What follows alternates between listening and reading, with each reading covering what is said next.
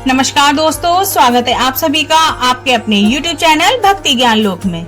आज हम सुनेंगे बृहस्पतिवार की कथा। तो चलिए शुरू करते हैं।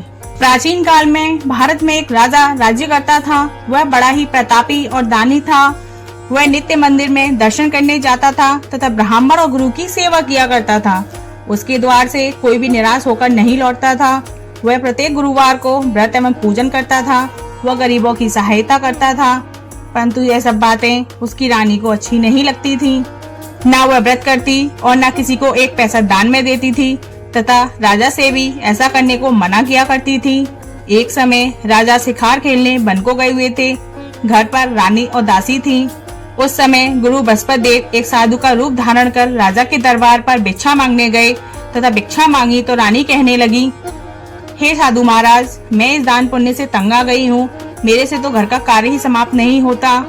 इस कार्य के करने के लिए तो मेरे पति देवी बहुत हैं। आप ऐसी कृपा करें कि यह सब धन नष्ट हो जाए तथा मैं आराम से रह सकूं। साधु बोले, हे देवी, तुम तो बड़ी विचित्र हो। संतान और धन से कोई दुखी नहीं होता है, इसको तो सभी चाहते हैं।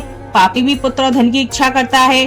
अगर आपके पास धन अधिक है तो भूखे मनुष्यों को भोजन कराओ, प्याहू लगवाओ, ब्राह्मणों को दान दो, धर्मशाला बनवाओ, कुआं, तालाब, बावड़ी, बाग, बगीचों आदि के निर्माण कराओ, निर्धन मनुष्यों की कुंवारी कन्याओं का विवाह कराओ, अनेकों यज्ञादि धर्म करो। इस प्रकार के कर्मों से आपके कुल का और आपका नाम परलोक में सार्थक हो जाएगा एवं स्वर्ग की प्राप्ति होगी।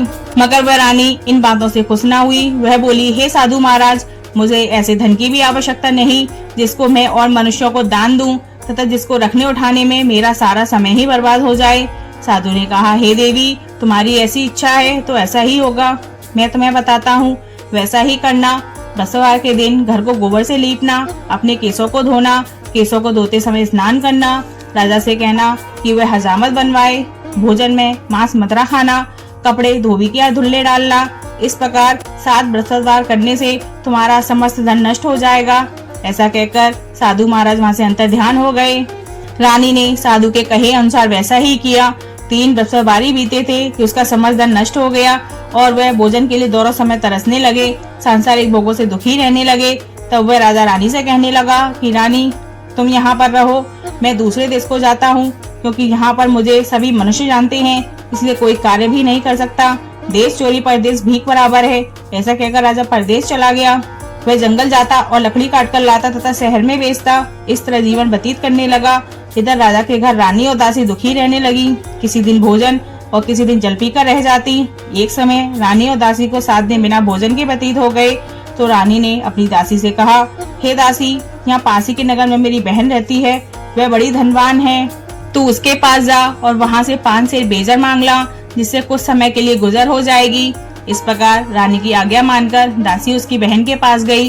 रानी की बहन उस समय पूजन कर रही थी, क्योंकि उस रोज बृहस्पतिवार था। जब दासी ने रानी की बहन को देखा और उससे बोली, हे रानी, ये तुम्हारी बहन ने भेजा है, मेरे लिए 5 सेर बेजर दे दो। इस प्रकार दासी ने अनेक बार कहा, परंतु रानी की बहन ने कुछ उत्तर न दिया, क्योंकि वह उस समय बृहस्पतिवार की व्रत की कथा सुन रही थी। इस प्रकार जब दासी को किसी प्रकार का उत्तर नहीं मिला तो वह बहुत दुखी हुई एवं क्रोध भी आया, परंतु वह बिना कुछ कहे लौटकर अपनी रानी के पास आकर बोली, हे रानी, तुम्हारी बहन तो बहुत घमंडी है, वह छोटे लोगों से बात भी नहीं करती, इसलिए उसने मेरी बात का कोई उत्तर नहीं दिया। मैं वापस चली आई। रानी बोली, हे दासी, इसमें उसका कोई दोष नहीं है। जब बुरे दिन आते हैं तब कोई सहारा नहीं देता। अच्छे बुरे का पता आपत्ति काल में ही लगता है। अब जो ईश्वर की इच्छा होगी वही होगा। यह सब हमारे भाग्य का दोष है। इधर उस रानी ने देखा कि मेरी बहन की दासी आई थी, परंतु मैं उससे नहीं बोली, इससे वह बहुत दुखी हुई होगी। यह सोच कथा को सुन और विष्णु भगवान का पूजन समाप्त कर वह रानी बहन के घर गई और अपनी बहन से कहने लगी, हे बहन, मैं बृहस्पतिवार का व्रत कर रही थी, तुम्हारी दासी गई, परंतु जब तक कथा होती है और तब तक उठते ना बोलते हैं, इसलिए मैं ना बोली। कहो दासी, क्यों गई थी? रानी बोली, बहन, हमारे अनाज नहीं था, वैसे तो तुमसे कोई बात छिपी नहीं है, इस कारण मैंने दासी को तुम्हारे पास 5 सेर बेजर लेने के लिए भेजा था। रानी बोली, बहन, बृहस्पति भगवान सभी की मनोकामना पूर्ण करते हैं, देखो शायद तुम्हारे घर में अनाज रखा हो। इस प्रकार का वचन जब रानी ने सुना तो वह घर के अंदर गई और वहाँ उसे एक घड़ा बेजर का भरा मिल गया। तब वह रानी और दासी बहुत खुश हुई और दासी कहने लगी, हे रानी, देखो, वैसे हमको जब नहीं मिलता तो हम रोज ही व्रत करते हैं, अगर इनसे बृहस्पतिवार के व्रत की विधि पूछ ली जाए तो हम भी क्या करेंगे। तब उस रानी ने अपनी बहन से पूछा कि ये बहन, बृहस्पतिवार के व्रत की कथा कैसे कहें तथा यह व्रत कैसे करना चाहिए। रानी की बहन ने कहा, बृहस्पतिवार के व्रत में चने की दाल मुनक्का से विष्णु भगवान का केले की जड़ में पूजन करें तथा दीपक जलावें, पीला भोजन करें तथा कहानी सुने। इससे बृहस्पति भगवान प्रसन्न होकर अन्न पुत्र व धन देते हैं। इस प्रकार रानी और दासी दोनों ने निश्चय किया कि बृहस्पति भगवान का पूजा जरूर करेंगी। 7 दिन बाद जब बृहस्पतिवार आया तो उन्होंने व्रत रखा। गुड़साल में जाकर चना गुड़ बीन लाई तथा उसकी दाल से केले की जड़ तथा विष्णु भगवान का पूजन किया। अब भोजन पीला कहाँ से आए? बेचारी बड़ी दुखी हुई, परंतु उन्होंने व्रत किया था, इस कारण गुरु भगवान प्रसन्न थे। 2 थालों में सुंदर पीला भोजन लेकर आए और दासी को देकर बोले, हे दासी, तुम्हारे और रानी के लिए भोजन है, तुम दोनों कर लेना। दासी भोजन पाकर बड़ी प्रसन्न हुई और रानी से बोली, चलो रानी जी भोजन कर लें। रानी को इस विषय में कुछ पता नहीं था, इसलिए वह दासी से बोली, तू ही भोजन कर, क्योंकि तू हमारी व्यर्थ में हंसी उड़ाती है। दासी ने कहा, एक महात्मा हम दोनों को 2 थाली में भोजन दे गया है, इसलिए हम और तुम साथ साथ भोजन करेंगे। इस प्रकार रानी और दासी ने दोनों ने गुरु भगवान को नमस्कार कर भोजन प्रारंभ किया। तब वह अब प्रत्येक बृहस्पतिवार को गुरु भगवान का व्रत और विष्णु पूजन करने लगी। बृहस्पति भगवान की कृपा से फिर रानी और दासी के पास धन हो गया। रानी फिर उसी प्रकार आलस्य करने लगी। तब दासी बोली, रानी, तुम पहले इस प्रकार आलस्य करती थी, तुम्हें धन रखने में कष्ट होता था, इस कारण सभी धन नष्ट हो गया। अब गुरु भगवान के पास हमें धन मिला है, फिर तुम्हें आलस्य होता है। बड़ी मुसीबतों के बाद हमने धन पाया है, इसलिए हमें दान पुण्य करना चाहिए। आप भूखे मनुष्यों को भोजन कराओ, प्याहू लगवाओ, ब्राह्मणों को दान दो, कुआं तालाब बावड़ी आदि का निर्माण कराओ, मंदिर पाठशाला बनवा कर दान दो, कुंवारी कन्या का विवाह कराओ, धन को शुभ कार्यों में खर्च करो, जिससे तुम्हारे कुल का यश भरे तथा तुम्हें स्वर्ग प्राप्त हो। तब रानी ने इसी प्रकार कर्म करने प्रारंभ कर दिए तथा उसका यश फैलने लगा। एक दिन रानी और दासी विचार करने लगी, न जाने राजा किस प्रकार होंगे, उनकी कोई खबर नहीं। तब गुरु भगवान से उन्होंने प्रार्थना की। भगवान ने रात्रि में राजा को स्वप्न में कहा, हे राजा, उठ, तेरी रानी तुझे याद कर रही है, अपने देश को जाओ। राजा प्रातःकाल उठा और विचारने लगा कि स्त्री जाति खाने और पहनने की संगनी होती है, परंतु भगवान की आज्ञा मानकर वह अपने नगर के लिए चलने को तैयार हुआ। इससे पूर्व जब राजा परदेश चला गया था तो परदेश में दुखी रहने लगा। प्रतिदिन जंगल में से एक लकड़ी बीनकर लाता और उन्हें शहर में बेचकर अपने दुखी जीवन को बड़ी कठिनता से व्यतीत करता था। एक दिन राजा दुखी होकर अपनी पुरानी बातों को याद करके रोने लगा। तब उस जंगल में से बृहस्पति साधु का रूप धारण कर आ गए और राजा के पास आकर बोले, हे लकड़हारे, तुम इस सुनसान जंगल में किस चिंता में बैठे हो, मुझे बतलाओ। यह सुन राजा के नेत्रों में जल भर आया और साधु ने वंदना कर बोला, हे प्रभु, आप सब कुछ जानने वाले हो। इतना कहकर साधु को अपनी संपूर्ण कहानी बतला दी। साधु रूपी भगवान बोले, हे राजा, तुम्हारी स्त्री ने बृहस्पति देव का अपमान किया था, जिस कारण तुम्हारी यह दशा हुई है। अब तुम किसी बात की चिंता मत करो, भगवान तुम्हें पहले से अधिक धनवान करेगा। देखो, तुम्हारी स्त्री ने गुरुवार का व्रत प्रारंभ कर दिया है और तुम मेरा कहना मानकर बृहस्पतिवार को व्रत करके चने की दाल गुड़ जल के लोटे में डालकर केला का पूजन करो, फिर कथा सुनो, भगवान तुम्हारी सब मनोकामना को पूर्ण करेगा। साधु को प्रसन्न देखकर राजा बोला, हे प्रभु, मुझे लकड़ी बेचकर इतना पैसा नहीं मिलता जिससे भोजन करने के उपरांत कुछ बचा सकूं। मैंने रात्रि में अपनी रानी को व्याकुल देखा है, मेरे पास कुछ भी नहीं जिससे उसकी खबर मंगा सकूं, और फिर कौन सी कहानी कहूँ या मुझे कुछ भी मालूम नहीं है। साधु ने कहा, हे राजन, तुम किसी बात की चिंता मत करो। बृहस्पतिवार के दिन तुम रोजाना की तरह लकड़ियां लेकर शहर को जाओ, तुमको रोजाना से दुगना धन प्राप्त होगा, जिससे तुम भली भांति भोजन कर लोगे। तो बृहस्पति की पूजा का सामान भी आ जाएगा। और बृहस्पतिवार की कहानी कहना जो निम्न प्रकार से है। प्राचीन काल में एक ब्राह्मण था, वह बहुत निर्धन था, उसके कोई भी संतान नहीं थी। उसकी स्त्री बहुत मलिनता के साथ रहती थी, वह न स्नान करती न किसी देवता का पूजन करती, प्रातःकाल उठते ही सर्वप्रथम भोजन करती, बाद में कोई अन्य कार्य करती, जिससे ब्राह्मण देवता बड़े दुखी थे। बेचारे बहुत कुछ कहते थे, परंतु उसका कोई परिणाम न निकला। भगवान की कृपा से ब्राह्मण की स्त्री के कन्या रूपी रत्न पैदा हुआ और वह कन्या अपने पिता के घर बड़ी होने लगी। वह बालिका प्रातः स्नान करके विष्णु भगवान का जप करती तथा बृहस्पतिवार को व्रत भी करती। अपनी पूजा पाठ तो समाप्त करके स्कूल जाती तो अपनी मुट्ठी में जौ भर के ले जाती और उसको पाठशाला के मार्ग में डालती जाती। तब ये जौ स्वर्ण के हो जाते। लौटते समय बीनकर उनको घर ले आती। एक दिन वह बालिका सूप में उन सोने के जौं को फटक कर साफ कर रही थी। उसके पिता ने देख लिया और कहा, बेटी, सोने के जौं को फटकने के लिए सोने का सूप होना चाहिए। दूसरे दिन गुरुवार था। इस कन्या ने उसने व्रत रखा और हृदय से प्रार्थना करके कहा, हे प्रभु, मैंने आपकी पूजा सच्चे मन से की हो तो मेरे सोने का सूप दे दो। रोजाना की तरह वह कन्या जौ फैलाती ही जाने लगी। जब लौटकर जौ बीन रही थी, बृहस्पति देव के पास उसे सोने का सूप मिला। उसे वह घर ले आई और उससे जौ साफ करने लगी, परंतु उसकी माँ का वही ढंग रहा। एक दिन की बात है, कन्या सोने के सूप में जौ साफ कर रही थी। उस समय उस शहर के राजा का पुत्र वहां से होकर निकला। इस कन्या के रूप कार्य को देखकर मोहित हो गया तथा अपने घर आकर भोजन जल त्याग कर उदासी लेट गया। राजा को जब इस बात का पता लगा तो अपनी मंत्रियों के साथ उसके पास गए और बोले, हे बेटा, तुम्हें किस बात का कष्ट है? किसी ने अपमान किया है अथवा कोई कारण है? कहो, मैं वही करूंगा जिससे तुम्हें प्रसन्नता हो। अपने पिता की राजकुमार ने बातें सुनी तो वह बोला, मुझे आपकी कृपा से किसी बात का दुख नहीं है, किसी ने मेरा अपमान नहीं किया है, परंतु बस लड़की के साथ विवाह करना चाहता हूँ जो सोने के सूप में जौ साफ कर रही थी। यह सुन राजा आश्चर्य में पड़ा और बोला, हे बेटा, इस तरह कन्या का पता तुम ही लगाओ, मैं उसके साथ तेरा विवाह अवश्य ही करवा दूंगा। राजकुमार ने उस लड़की के घर का पता बतलाया। तब मंत्री उस लड़की के घर गए और ब्राह्मण देवता को सभी हाल बतलाया। ब्राह्मण देवता राजकुमार के साथ अपनी कन्या का विवाह करने के लिए तैयार हो गए तथा विधि विधान के अनुसार ब्राह्मण की कन्या का विवाह राजकुमार के साथ हो गया। कन्या के घर से जाते ही पहले की भांति उस ब्राह्मण देवता के घर में गरीबी का निवास हो गया। अब भोजन के लिए अन्न बड़ी मुश्किल से मिलता था। एक दिन दुखी होकर ब्राह्मण देवता अपनी पुत्री के पास गए। बेटी ने पिता की दुखी अवस्था को देखा, अपनी माँ का हाल पूछा। तब ब्राह्मण ने सभी हाल कहा। कन्या ने बहुत सा धन देकर अपने पिता को विदा कर दिया। इस तरह ब्राह्मण का कुछ समय सुख व्यतीत हुआ। कुछ दिन बाद वही हाल हो गया। ब्राह्मण फिर अपनी कन्या के यहाँ गया और सभी हाल कहा तो लड़की बोली, हे पिताजी, अब माता जी को यहाँ लेवा लाओ, मैं विधि बता दूंगी, इससे सब गरीबी दूर हो जाएगी। ब्राह्मण देवता अपनी स्त्री के साथ लेकर पहुंचे तो पुत्री अपनी माँ को समझाने लगी, हे माँ, तुम प्रातःकाल उठकर सर्वप्रथम स्नान आदि करके विष्णु भगवान का पूजन करो तो सब दरिद्रता दूर हो जाएगी। परंतु उसकी माँ ने एक बात भी नहीं मानी और प्रातःकाल उठकर अपनी पुत्री के बच्चों का झूठन खा लिया। यह देखकर उसकी पुत्री को बहुत गुस्सा आया और रात में कोठी में सभी सामान निकालकर अपनी माँ को बंद कर दिया। प्रातःकाल उसमें से निकाला तथा स्नान आदि करके पाठ करवाया तो उसकी माँ की बुद्धि ठीक हो गई। वह फिर पति बसवा को व्रत रखने लगी। इस व्रत के प्रभाव से उसकी माँ बहुत धनवान तथा पुत्रवती हो गई और बसवा जी के व्रत के प्रभाव से स्वर्ग को प्राप्त हुई तथा ब्राह्मण भी सुख पूर्वज लोग के सुख भोगकर स्वर्ग को प्राप्त हुए। इस तरह कहानी कहकर साधु देवता वहाँ से लोप हो गए।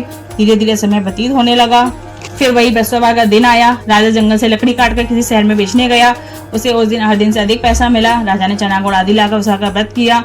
उस दिन से उसके सभी दुख दूर हो गए। परंतु जब दोबारा बसवा का दिन आया, व्रत करना भूल गया। इस कारण बसवा नाराज हो गए। उस दिन उस नगर के राजा ने विशाल यज्ञ का आयोजन किया तथा शहर में यह घोषणा करा दी कि कोई भी मनुष्य अपने घर न भोजन बनाए न आग जलाए, समस्त प्रजा मेरे यहाँ भोजन करने आए। इस आज्ञा को जो न मानेगा उसे फांसी सजा दी जाएगी। इस तरह की घोषणा संपूर्ण नगर में करवा दी गई। राजा की आज्ञा अनुसार शहर के सभी लोग भोजन करने गए, लेकिन लकड़हारा कुछ देर से पहुंचा, इसलिए राजा उसको अपने साथ घर ले गए। जब वह उसे घर पर भोजन करा रहे थे तो रानी की दृष्टि उस खूंटी पर पड़ी जिस पर हार लटका हुआ था। वहाँ पर हार दिखाई नहीं दिया। रानी ने निश्चय किया कि मेरा हार इस मनुष्य ने चुरा लिया है। उसी समय सैनिकों को बुलाकर उसको जेल खाने में डलवा दिया। जब राजा जेल खाने में पड़ गया और बहुत दुखी होकर विचार करने लगा कि न जाने कौन से पूर्व जन्म के कर्म से मेरे लिए दुख प्राप्त हुआ है, वह उसी साधु को याद करने लगा जो कि जंगल में मिला था। उसी समय तत्काल बसवा देवी साधु के रूप में प्रकट हो गए और उसकी दशा को देखकर कहने लगे, अरे मूर्ख, तूने बसवा देवता की कथा नहीं करी, इस कारण तेरे को दुख प्राप्त हुआ है। अब चिंता मत कर, बृहस्पतिवार के दिन जेल खाने के दरवाजे पर रुपए पड़े मिलेंगे, जिससे तू बसवा देवी की पूजा करना, तेरे सभी कष्ट दूर हो जाएंगे। बृहस्पतिवार के रोज उसे रुपए पड़े मिले। राजा ने कथा कही। उसी रात्रि को बृहस्पति देव ने उस नगर के राजा को स्वप्न में कहा, हे राजा, तुमने जिस आदमी को जेल खाने में बंद कर दिया है वह निर्दोष है, वह राजा है, उसे छोड़ देना। रानी का हार उसी खूंटी पर लटका हुआ है। अगर तू ऐसा नहीं करेगा तेरे राज्य को नष्ट कर दूंगा। इस तरह रात्रि के स्वप्न को देखकर राजा प्रातःकाल उठा और खूंटी पर हार देखकर लकड़हारे को बुलाकर क्षमा मांगी तथा राजा के योग्य सुंदर वस्त्र आभूषण देकर विदा कर दिया। साधु की आज्ञा अनुसार राजा अपने नगर को चल दिया। राजा जब नगर के निकट पहुंचा तो उसे बड़ा आश्चर्य हुआ। नगर में पहले से अधिक बाग, तालाब, कुएं, धर्मशाला बन गए हैं। राजा ने पूछा, ये किसके बाग और धर्मशाला हैं? तब नगर के सब लोग कहने लगे, सब रानी के हैं। राजा को आश्चर्य हुआ और गुस्सा भी आया। जब रानी ने खबर सुनी कि राजा आ रहे हैं तो उसने अपनी दासी से कहा, हे दासी, देखो राजा हमें कितनी बुरी हालत में छोड़ गए थे, वे हमारी ऐसी हालत देखकर लौट ना जाएं, इसलिए तू दरवाजे पर खड़ी हो जा। रानी की आज्ञा अनुसार दासी दरवाजे पर खड़ी हो गई। राजा आए तो उन्हें अपने साथ लेवा लाई। तब राजा ने क्रोध करके अपनी तलवार निकाली और पूछने लगे, यह बताओ कि यह धन तुम्हें कैसे प्राप्त हुआ? तब उन्होंने कहा कि हमें सब बृहस्पति देव के व्रत के प्रभाव से प्राप्त हुआ है। राजा ने निश्चय किया कि 7 रोज बाद तो सभी बृहस्पति देव का पूजन करते हैं, परंतु मैं रोजाना दिन में 3 बार कहानी कहा करूंगा तथा रोज व्रत किया करूंगा। अब हर समय राजा के दुपट्टे में चने की दाल बंधी रहती, वह दिन में 3 बार कहानी कहता। एक रोज राजा ने विचार किया कि चलो अपनी बहन के यहाँ हो आए। इस तरह निश्चय कर राजा घोड़े पर सवार हो अपनी बहन के यहाँ को निकला। मार्ग में उसने देखा कुछ आदमी मुर्दे को लिए जा रहे हैं। उन्हें रोककर राजा कहने लगा, अरे भाइयों, मेरी बृहस्पतिवार की कहानी सुन लो। वे बोले, हमारा आदमी मर गया है, इसको अपनी कथा की पड़ी है। परंतु कुछ आदमी बोले, अच्छा कहो, हम तुम्हारी कथा भी सुनेंगे। राजा ने दाल निकाली और कथा कहने लगा। जब कथा आदि हुई, मुर्दा हिलने लग गया और जब कथा समाप्त हुई तो राम राम कहकर खड़ा हो गया। आगे मार्ग से एक किसान खेत में हल चलाता मिला। राजा ने उससे देखा और बोला, अरे भाइयों, तुम मेरी बृहस्पतिवार की कथा सुन लो। किसान बोला, जब तक तेरी कथा सुनूंगा 4 हरैया जोत लूंगा, जो अपनी कथा किसी और को सुनाना। इस तरह राजा आगे चलने लगा। राजा के हटते ही बैल पछाड़ खाकर गिर गए तथा उस किसान के पेट में बहुत जोर से दर्द होने लगा। उस समय उसकी माँ रोटी लेकर आई। उसने जब ये देखा तो अपने पुत्र से सवाल पूछा। बेटे ने सभी हाल कह दिया। बुढ़िया दौड़ी दौड़ी घुड़सवार राजा के पास गई और उससे बोली, मैं तेरी कथा सुनूंगी, तू अपनी कथा मेरे खेत पर ही चलकर कहना। राजा ने बुढ़िया के खेत पर जाकर कथा कही, जिसके सुनते ही बैल खड़े हो गए तथा किसान के पेट का दर्द बंद हो गया। राजा अपनी बहन के घर पहुंच गया। बहन ने भाई की खूब मेहमानी की। दूसरे रोज राजा प्रातःकाल जाकर देखा सभी लोग भोजन कर रहे हैं। राजा ने अपनी बहन से पूछा, ऐसा कोई मनुष्य नहीं जिसने भोजन न किया हो, बसवा की कथा सुन ले। बहन बोली, है भैया, यह देश ऐसा ही है, पहले लोग यहाँ भोजन करते हैं, बाद में अन्य कार्य करते हैं। अगर कोई पड़ोस में हो तो देख आऊं। वह ऐसे कहकर चली गई, परंतु उसे कोई व्यक्ति नहीं मिला जिससे भोजन न किया हो। अतः वह कुमार के घर गई जिसका लड़का बीमार था। उसे मालूम हुआ 3 रोज से किसी ने भोजन नहीं किया है। रानी ने अपने भाई की कथा सुनने के लिए कुमार से कहा। वह तैयार हो गया। राजा ने उसके यहाँ जाकर बसवा की कथा कही, जिसको सुनकर उसका लड़का ठीक हो गया। अब तो राजा की प्रशंसा होने लगी। एक रोज राजा ने अपनी बहन से कहा, हे बहन, हम अपने घर को जाएंगे, तुम भी तैयार हो जाओ। राजा की बहन ने अपनी सास से पूछा। सास बोली, हाँ चली जा, परंतु अपने लड़कों को मत ले जाना, क्योंकि तेरे भाई की कोई औलाद नहीं होती है। बहन ने अपने भैया से कहा, हे भैया, मैं तो चलूंगी, परंतु कोई बालक नहीं जाएगा। राजा बोला, जब कोई बालक नहीं चलेगा तुम ही चलकर क्या करोगी। बड़े दुखी मन से राजा अपने नगर को लौट आया। राजा ने अपनी रानी से कहा, हम निर्वंशी राजा हैं, हमारा मुंह देखने का धर्म नहीं है, और इस उदासी के कारण उसने कुछ भी भोजन नहीं किया। रानी बोली, हे स्वामी, बृहस्पतिदेव हमें औलाद अवश्य देंगे। उसी रात को बृहस्पतिदेव ने राजा से स्वप्न में कहा, हे राजा, उठ, सोच त्याग, तेरी रानी गर्भ से है, 9वें महीने में उसके गर्भ से एक सुंदर पुत्र पैदा होगा। तब राजा बोला, हे रानी, स्त्री बिना भोजन के रह सकती है, बात कहे बिना नहीं रह सकती। जब मेरी बहन आए तुम मुझसे कुछ मत कहना। जब राजा की बहन ने शुभ समाचार सुना तो बहुत खुश हुई तथा बधाई लेकर अपने भाई के यहाँ आई। तभी रानी ने कहा, घोड़ा चढ़कर तो नहीं आई, गधा चढ़ी आई। राजा की बहन बोली, भाभी, मैं इस प्रकार न कहती तुम्हें संतान कैसे मिलती। बसवदेव ऐसे ही हैं, जिसके मन में जैसी कामनाएं होती है सभी की पूर्ण करते हैं। जो सद्भावना पूर्वक कथा पढ़ता है, सुनता है, दूसरों को सुनाता है, बसवदेव उसकी सभी मनोकामना पूर्ण करते हैं तथा उनकी सदैव रक्षा करते हैं। संसार में जो मनुष्य सद्भावना से गुरु भगवान का पूजन व्रत सच्चे हृदय से करते हैं, उनकी सभी मनोकामनाएं पूर्ण होती हैं। जैसी सच्ची भावना से रानी राजा ने कथा का गुणगान किया तो उनकी सभी इच्छा बसवदेव जी ने पूर्ण की। इसलिए सबको कथा सुनने के बाद प्रसाद लेकर जाना चाहिए। हृदय से उनका मनन करते हुए जयकारा बोलना चाहिए। बोलो बसव भगवान की जय, बोलो विष्णु भगवान की जय। दोस्तों, कहानी अच्छी लगी हो तो कमेंट बॉक्स में जय बृहस्पतिदेव जरूर लिखिएगा। धन्यवाद।